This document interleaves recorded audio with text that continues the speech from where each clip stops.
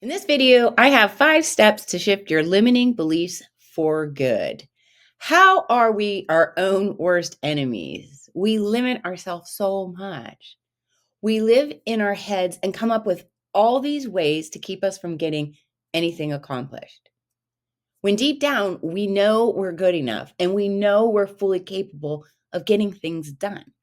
The only way to get past these self-sabotaging behaviors is to take active, intentional steps to remedy your thinking. Let's look at 5 steps that will shift your limiting beliefs for good. First step is stop. If a thought feels off, stop and examine closer.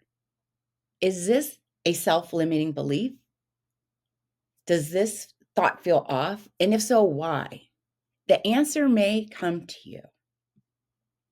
Think about what you're saying. Is there a lie in this thought? Now, let me explain. For example, is your thought, say, I am always late? Well, are you? Or are you sometimes late? You already figured something is not right with this thought, or you wouldn't be going through this process. Know where the lie or offense about the thought is coming from, and if it is easier to counter it.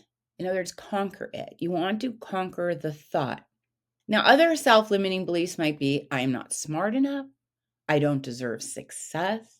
Is either one of these true? Are you really not smart enough? Is that true? You don't deserve success? Why?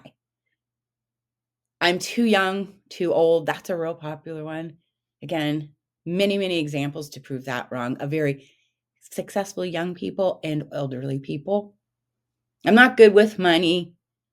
Those are horrible thoughts to say, because then guess what? You will not be good with money. Is that true? Or are you good with money sometimes? And could you get better? I'm always unlucky. Always, everything. Find the good in things.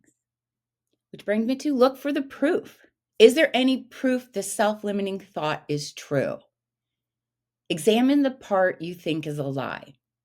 Step back from the situation and take an impartial look at what is going on.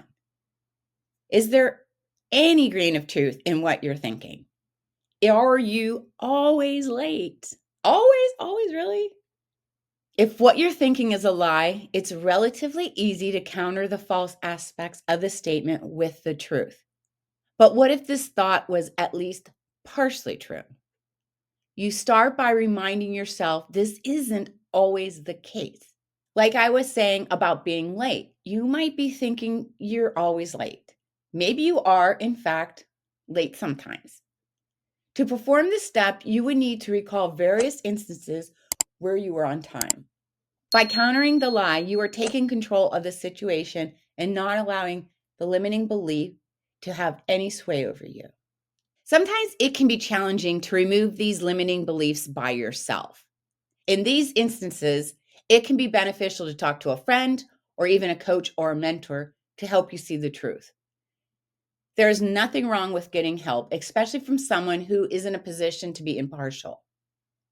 Self-limiting beliefs don't have to control your life. By examining your thoughts, especially those that seem to hold you back, you will find it much easier to move forward towards your goals. Soon you will realize success. Comment below self-limiting beliefs you either have now or have overcome. I know we would all love to hear. Is there anyone you know who has a story that they're always telling because it is their self-limiting belief? For example, a friend or another real estate agent who always has excuses.